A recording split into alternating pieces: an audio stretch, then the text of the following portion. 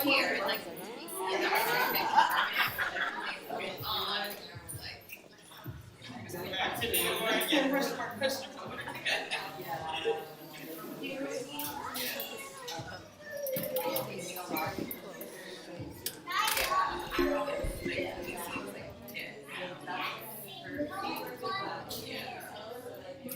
like in January, it was like totally different city now.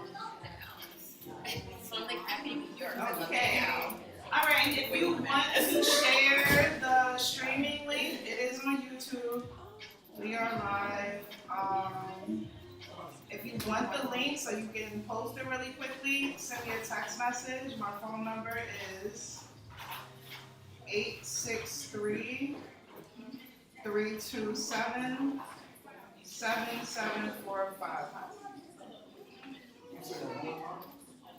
863-327-7745.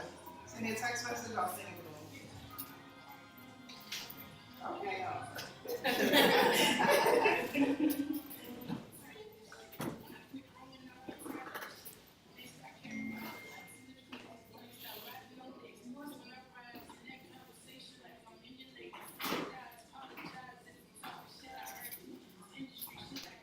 All right, anyone else?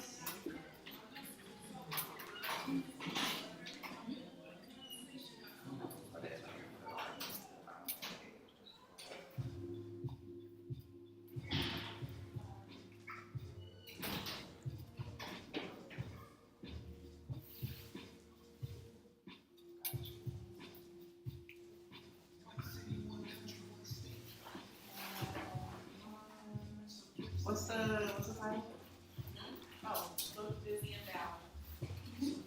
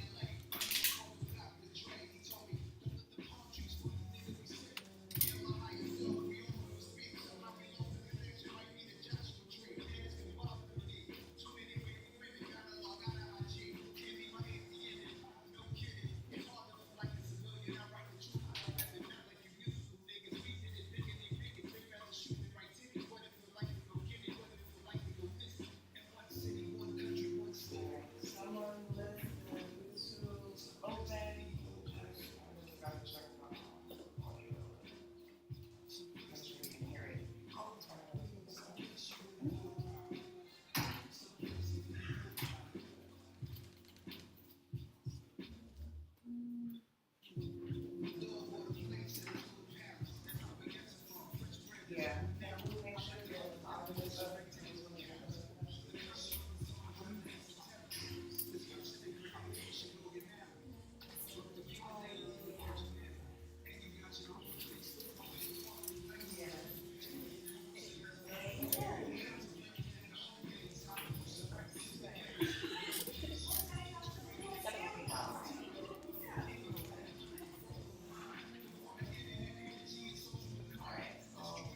Fortunately, looking on an angle, it'll be more weird. So you don't necessarily have to look at supposed to be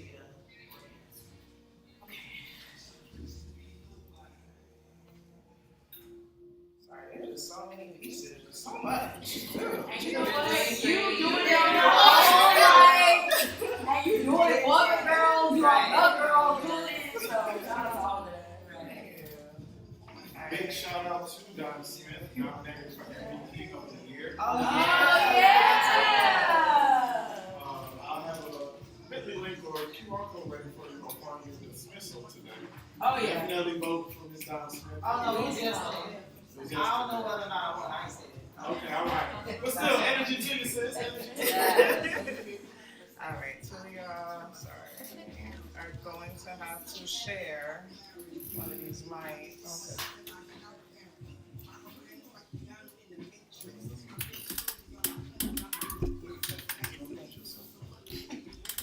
Okay.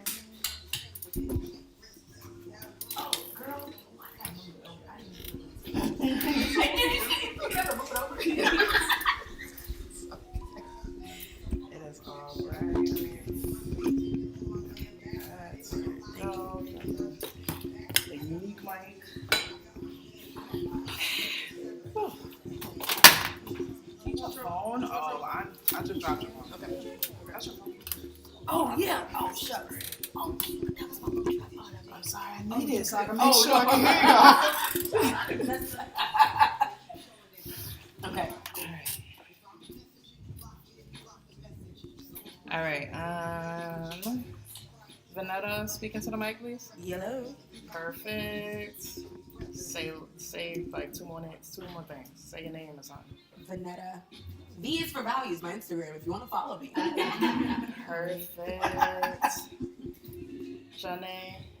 Janae with Elevated Aura. Sounds great. All right. Summer. Summer with an O.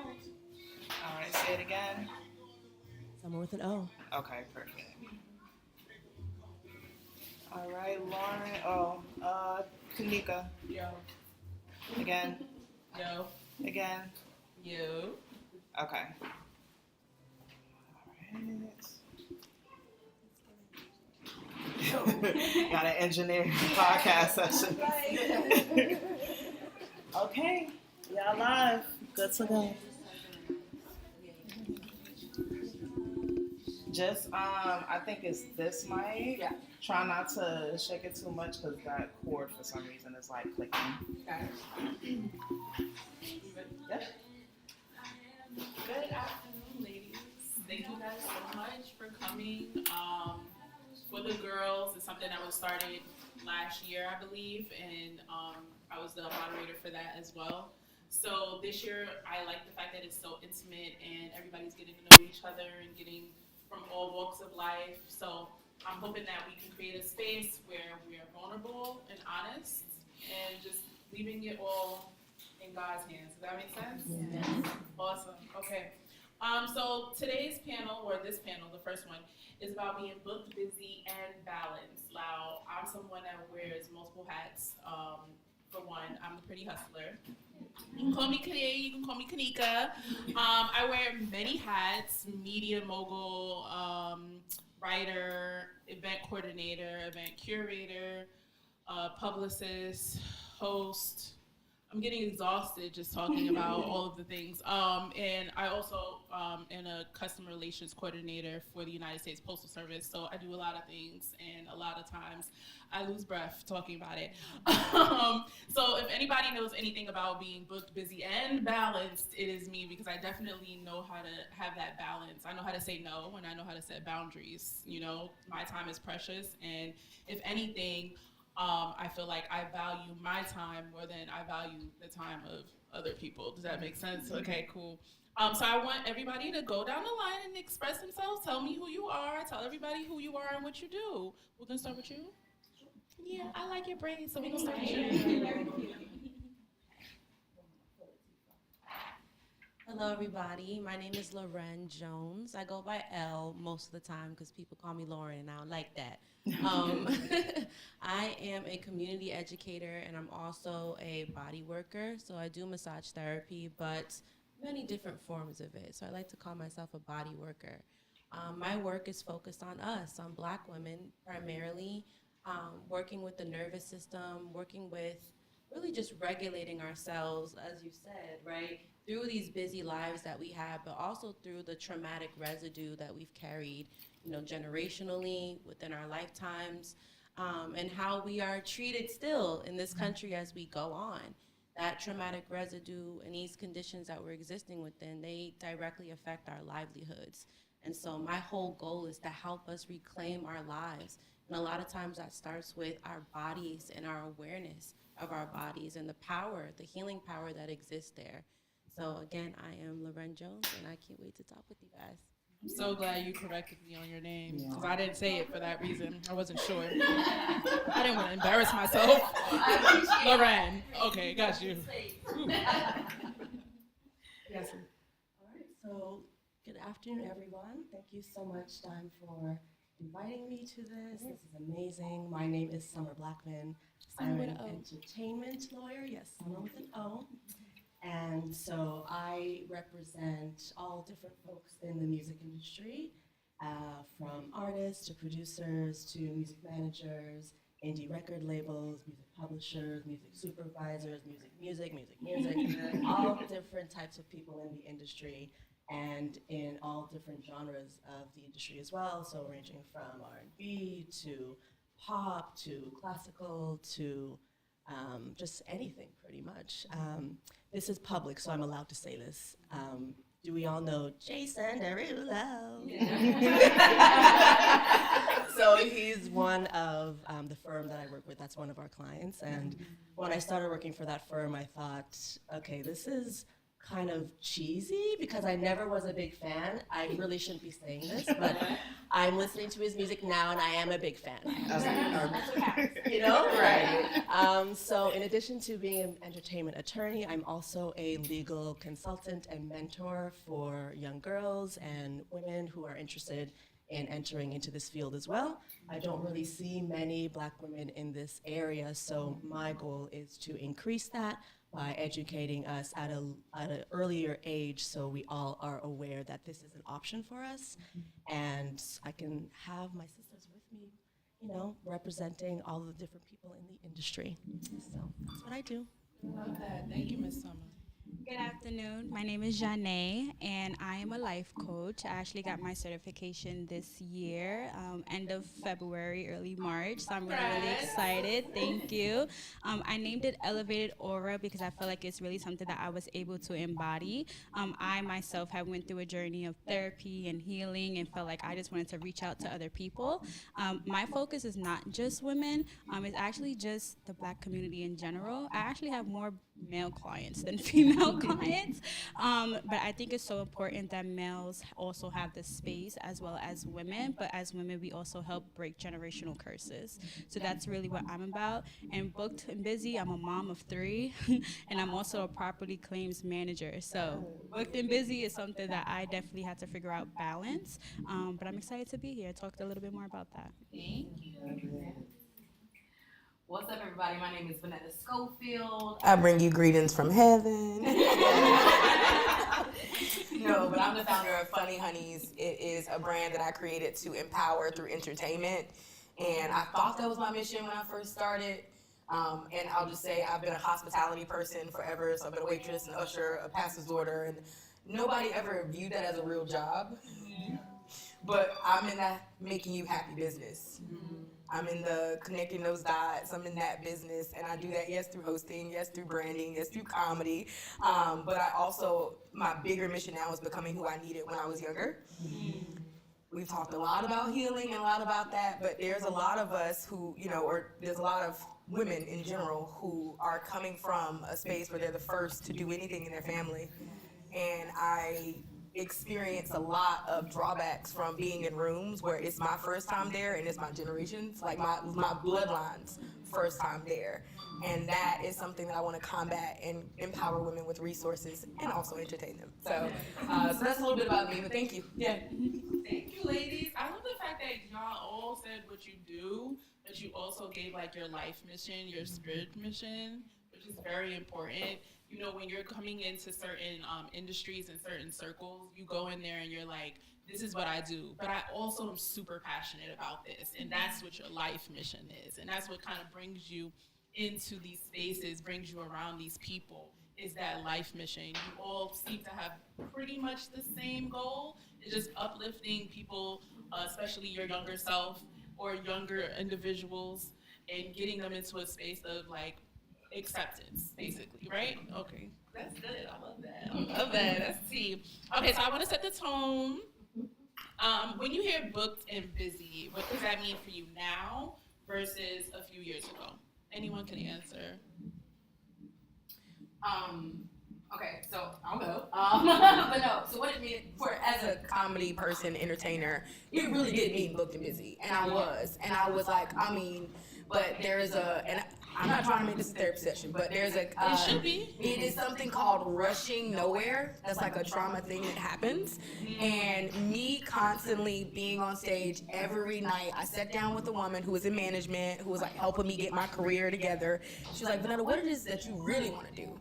And I was like, well, if I had it my way, it would be this. And she's like, well, girl, why are you on stage every night? Because you should be building on those skills to go exactly where you want to go. And so now it looks totally different. I'm on stage maybe 2 days out of the week, and I'm focusing on all the other competencies for my bigger picture to balance out who I really want to be in life. So it's totally different than what it was. That's very important. Sometimes when you're on this path of like discovering yourself and getting into these industries, you end up veering off to something that you're actually truly passionate about.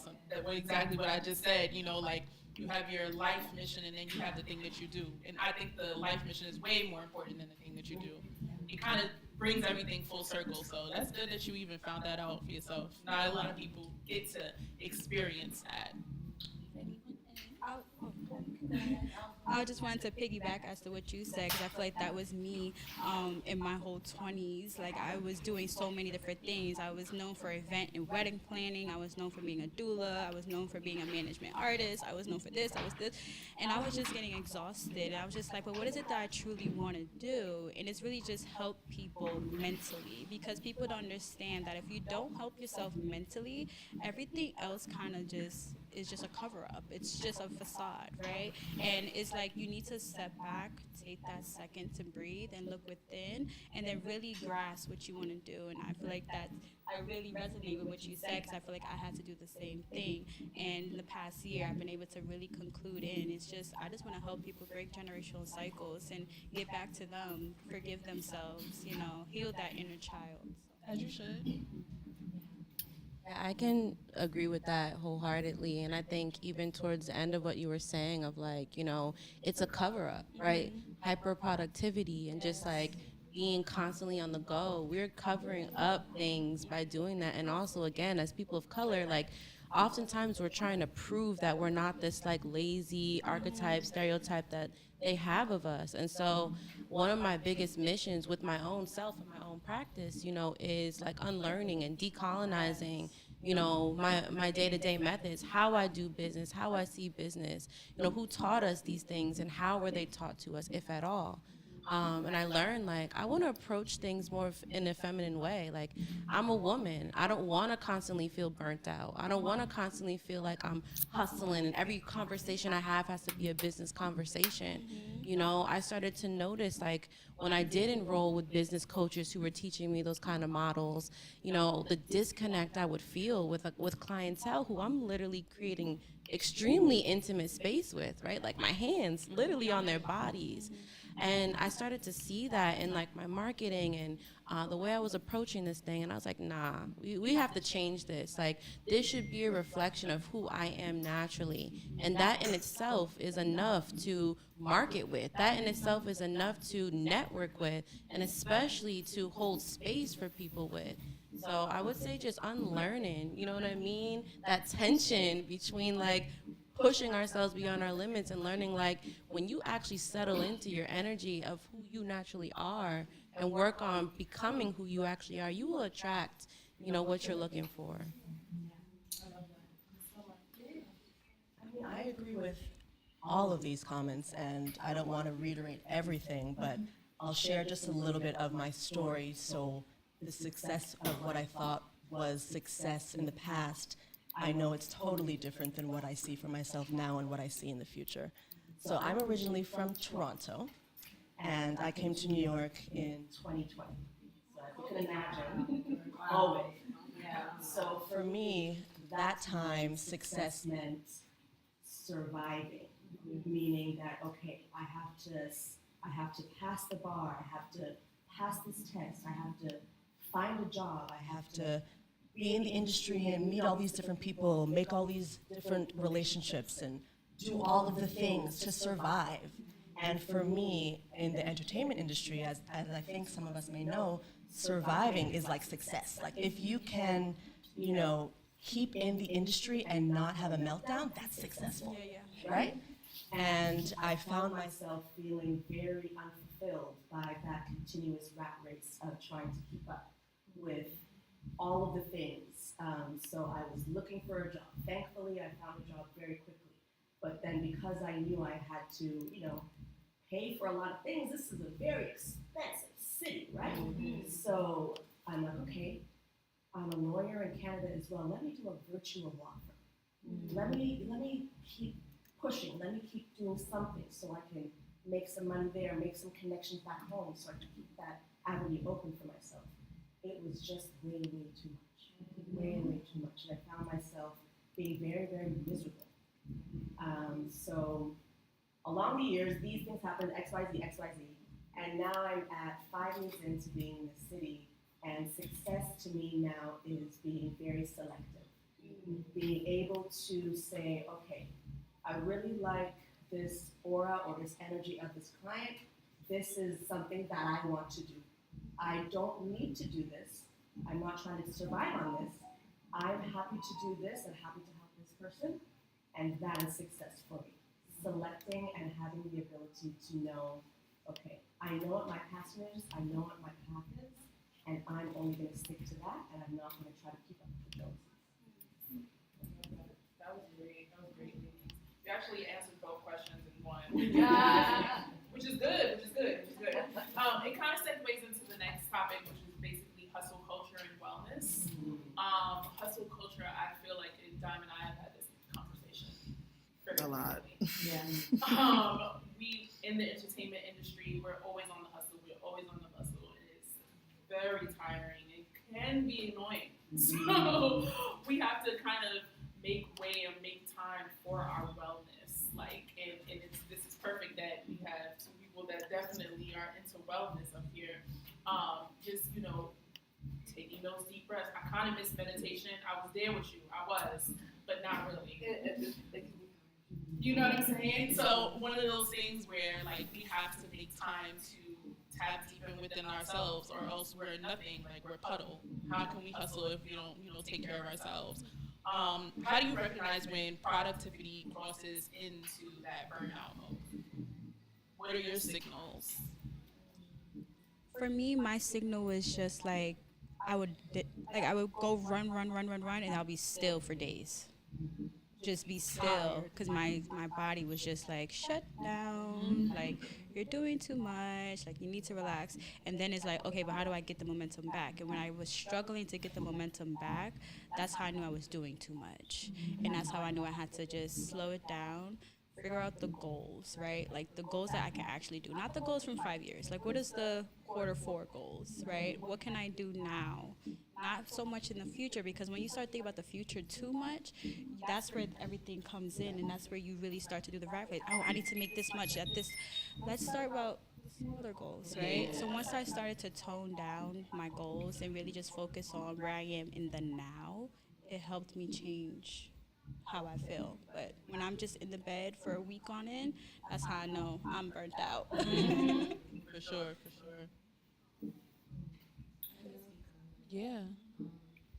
I agree. Once again, Wellness. and I would also say you start to get almost a disdain for what you're doing. When you get a booking or a client reaches out and you suck in your teeth and you roll your eyes oh, I just want us to sleep. And it's you have to take that moment to reflect and be I love what I do. This is my sole mission. What's causing me to, not want to show up in this moment? And we tend to beat ourselves up. We're in this tug of war with ourselves of pushing and hyper productivity and like you said, shut down, and feeling really low and tired.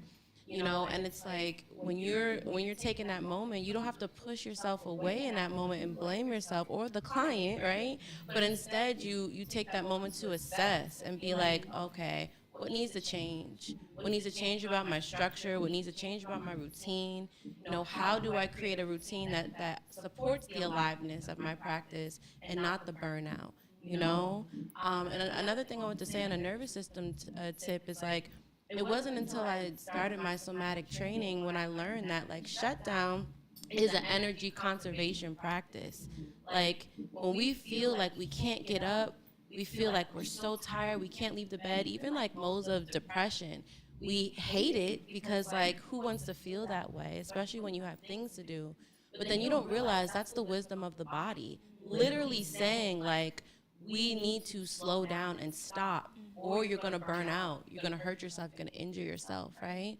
And so starting to listen to those cues was huge for me, because I'm having headaches and I'm feeling, body aches, and I can't, I'm so exhausted every single day. And how am I showing up as a holistic practitioner, not even embodying my own practice? Eventually you have to sit back and say, you know what? Maybe I need to be in bed all day today. Like, maybe I need to clear the calendar. Maybe I need to put the phone on Do Not Disturb. And in that time, how am I restructuring so that I can return to the thing I love to do most? Yeah, if we're being really honest, I just pulled up on burnout, and I took a break for about a year or two.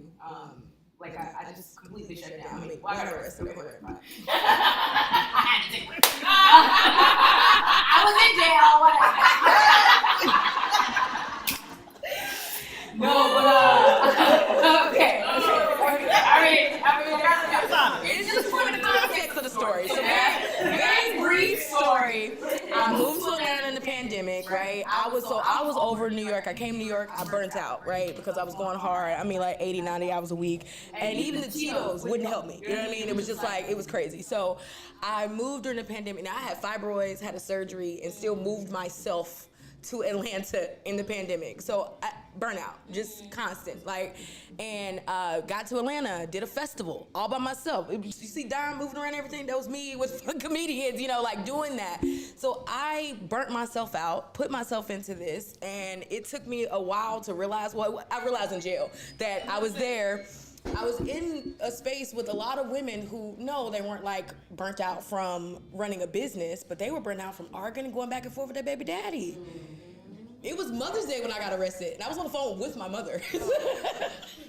And if I gotta tell a real story, I had her pills on me. That's why I got charged with felonies. So I wasn't even it wasn't even a crime, but I feel like God put me in that space and in that place to see women that had the same issues that I did, and to see the emotional fallout from never ever having a secure emotional attachment in their life.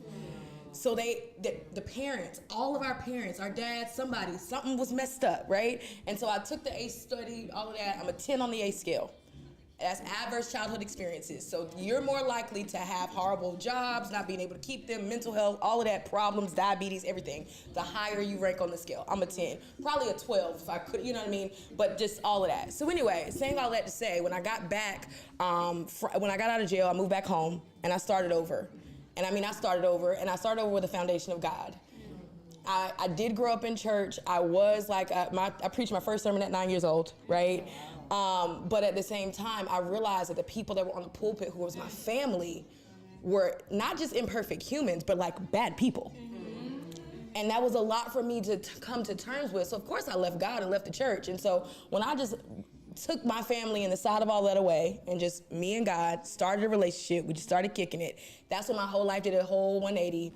And that was 2 years ago. And I moved back to New York a year ago. And one of the panelists I had a client session with, and I paid her I had a strategy session with her, and now we're on the same panel a year later, because God first has done that with me. But at the same time, y'all, we're Black women.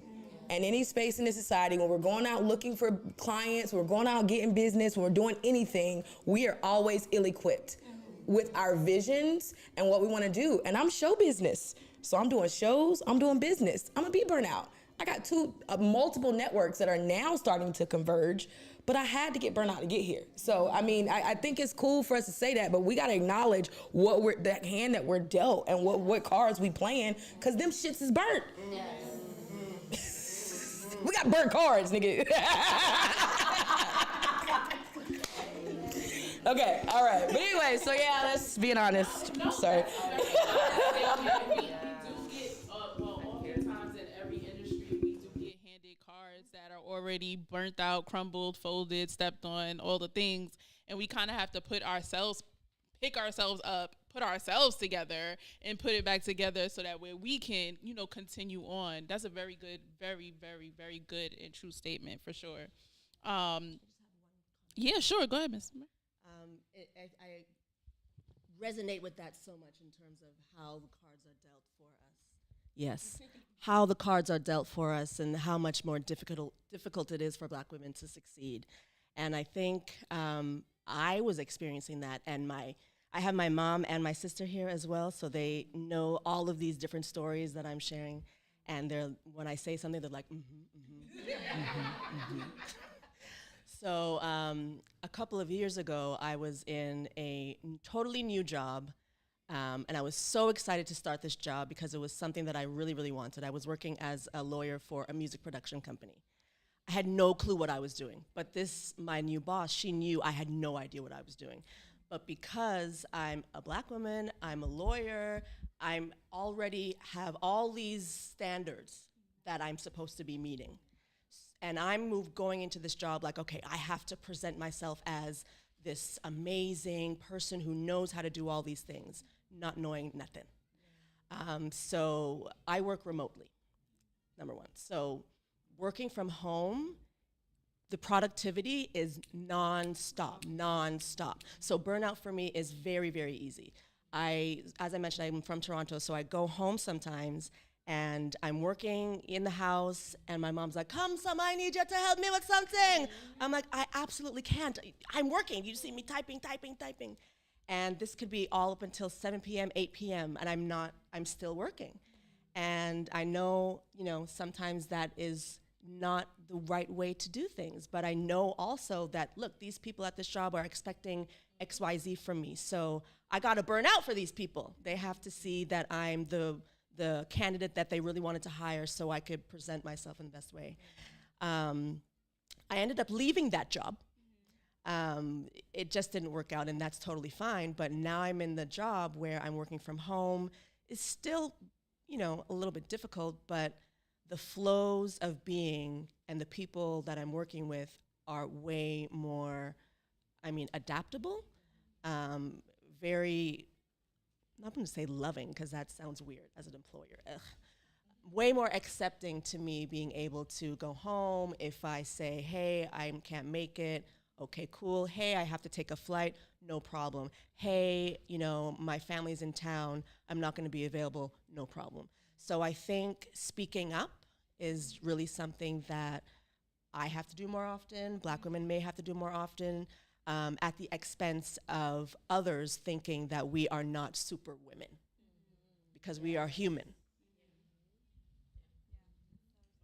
Powerful thing that you just said, and it ties into our next topic, which is just, I'm telling you, y'all did y'all see the papers? Dom, you showed them the papers? She did. All right, now, it turns us to the next topic, which is basically, how do you guys create systems, habits, and boundaries, which is really important, I think, in every job, is to have boundaries. I say no quite often. And I love it, too. I just be like, no. No, I don't think I'm going to do that. You're like, no. Like, no, hard no. So, yeah, what is your system? What are your systems, your habits to create those boundaries and, set that tone? I'll go. I remember there was a time where I had a hard time saying no. And then I read this book, and it said, your no sets boundaries and your yes is expensive. And that resonated with me so much. It's like every time you say yes, you're giving an energy towards something. You're saying yes, you keep saying yes, you keep saying yes. And it's like the moment you tell somebody no, it'd be an uproar. Right? It'd be an uproar. And I had to realize, like, me saying yes is not actually helping me at all those times. It's actually hurting me.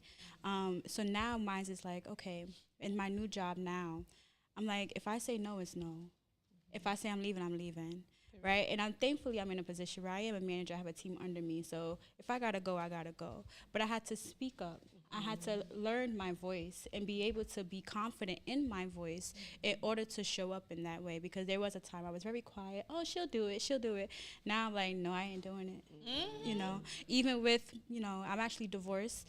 I had to start saying no to my ex-husband, right? And I show up in a different way when it pertains to him, because he was so used to me being a yes man. but that was costing me, right? So once I was able to just speak out and stand firm in how, who I was and what I said, like, I got divorced and it was cool, it was fine, like, no hard feelings, but I'm stronger because I said no and didn't continue to say yes. I love that. No, yes. Yes. Empowered. That's an empowering no right there. Empowering no. That's like no sign. Right.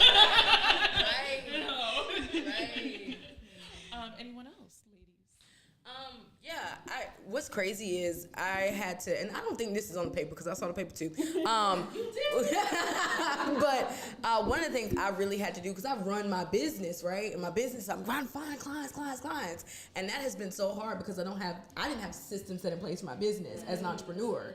So when I get the client, I gotta do everything for the client. And so, no, right? So what I've done is I've segmented myself and like my competencies and what I do well, and I just work with other firms. And so I split myself in half. I do events with one firm and I do PR with another firm. And they work with authors, and it's one Black woman. And to see us, and I'm not gonna, go into depth of like our conversations, but we have, our meetings are like, half therapy and half like getting to it because of the stuff that we've gone through. But like, she respects my boundaries because she's had to put up boundaries. And now we're both like in the space of like creating those boundaries and systems for us together. But she said to me, I just want to thank you for talking to the little girl in me when we meet. She says that in our meetings. And so it's a whole thing that needs to happen where we create systems and habits where we exercise our rights, right? And we space that. But I think it's great to have boundaries and doing this with a Black woman, and we're doing this for each other, and I'm like, hey, I need a stipend for this because of this stuff. You don't have to explain what you need, why you need it. You need it. And you're gonna get a company card, and we're gonna make sure it's there, and so it's we are not hiring. No. I love y'all. Okay. It's all right, hand over. No,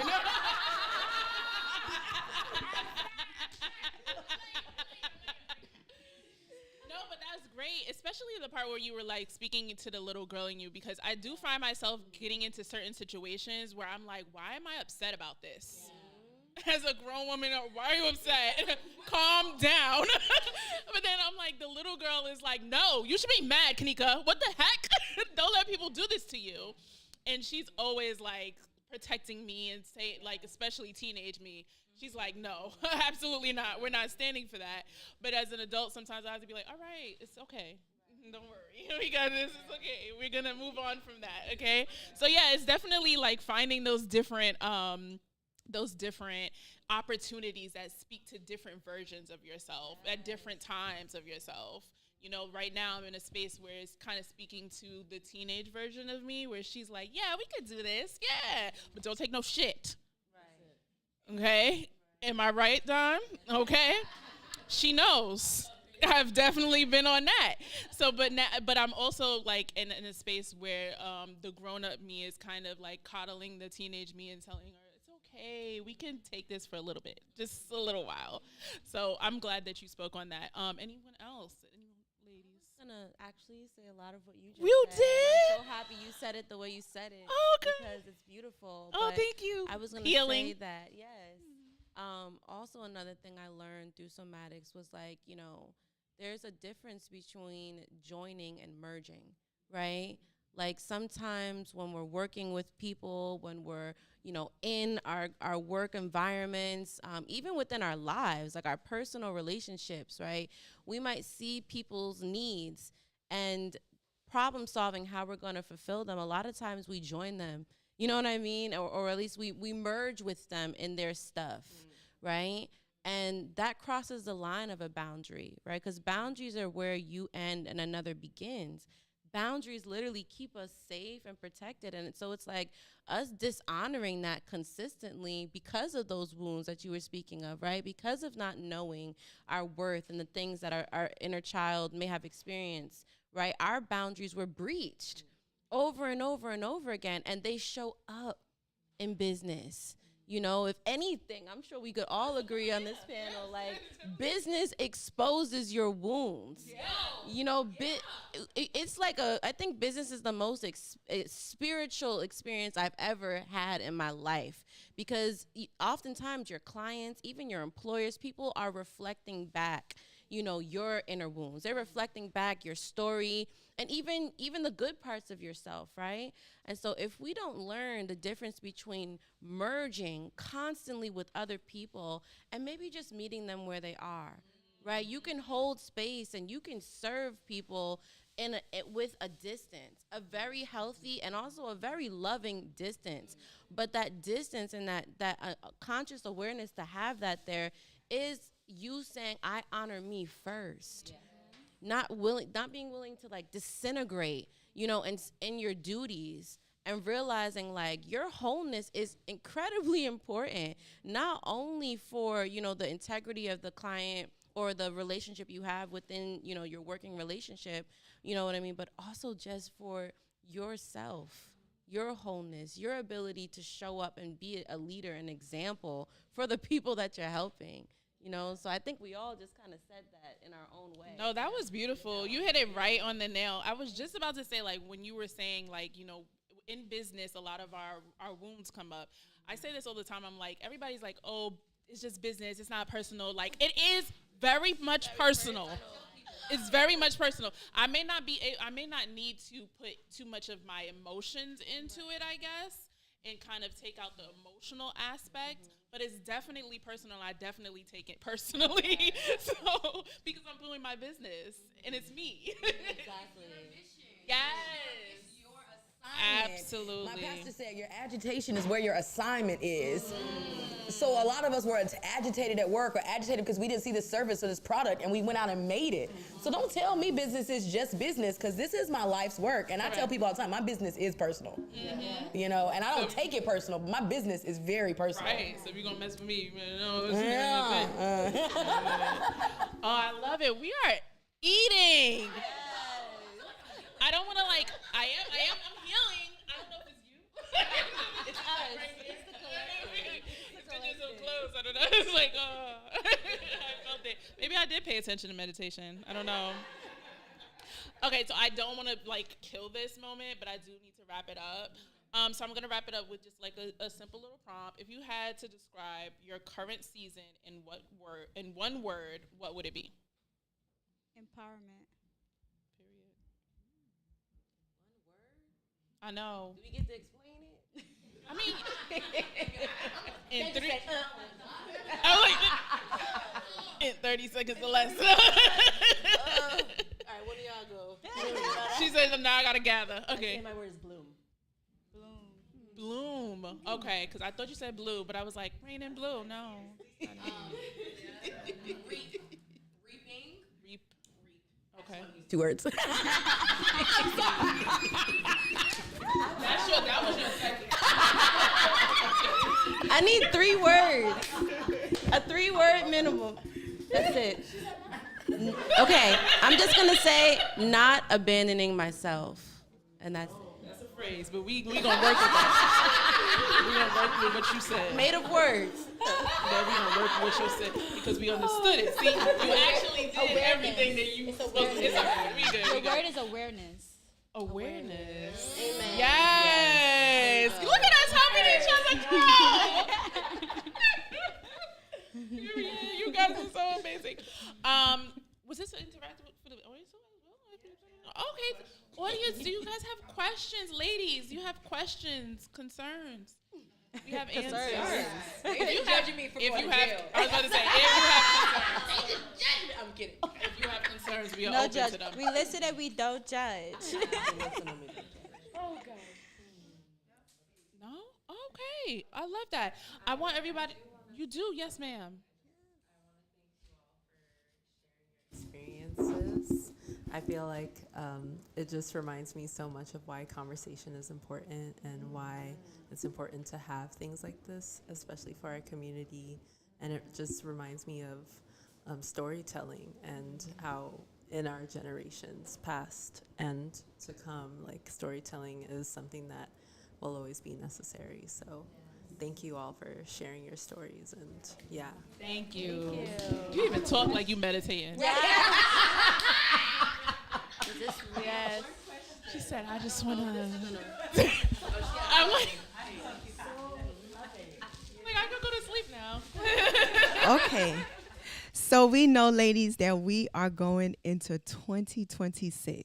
What does what do you guys' new season look like for you? Because 2026, I don't want to prophesy, but it's going to be a huge year. What do you guys like feel like? What are you envisioning for 2026 for like individually? Like, what do you guys see for 2026, business wise, spiritual, relational? Like, what do you guys envision for your 2026? I love that question. I'll start. I'm a talker. I guess as a life coach, sometimes we just talk a lot. But a few weeks ago, I actually stopped going to therapy because I felt like I had got all the tools that I needed from my therapist, right? So that was the end of an era for me. It was just like I was in therapy since 2022, and I was like, I'm done. Like, I'm good. Like, I feel great, right? And I actually had a birthday last week, and that was the start of my new era. And I feel like sometimes people think that you have to start in a new year. You start when you're ready to start, right? So for me, it was like my 30th is like, I'm ready. I'm ready for whatever is coming my way with my life coaching practice, going to events like this, having my own events like this, networking, all of the things. So that's what I'm really excited for, is shedding everything that I had to deal with and healing in my 20s and coming up in this new elevated light of who I am and what I'm really here to do is to serve and to be like a soul vader. That's why I like to call a soul vader. So I'm excited for that. Thank you so much. I would say that I am stepping out of acting small. So, Yes. yeah. I'm in that too. Yeah. I feel like I have a lot of talents that I sit on and I don't put them out into the world. So now I feel the confidence to put them out into the world, to help others reach whatever goals that they're trying to reach, and to help people, feel empowered to reach whatever goals and be really proud about it and not be small about them. Thank you. Mine is a little different. I see sex in my future. Okay. Listen. Okay. Okay. Here's the thing. God is my man currently. Like God is my man. Okay. And here's. So I see myself getting cracked and in a union. Okay. But I know. Okay. To be honest, I see me success, like for real. And I'm at a point, they're laughing. Okay, but I'm at a point where I feel like I can start to put myself out there more or even like intermingle. And I have isolated myself for the past few years just to do that. So I have not been in any relationship or anything. I ain't been nothing, you know what I mean? So that's happening next year, okay?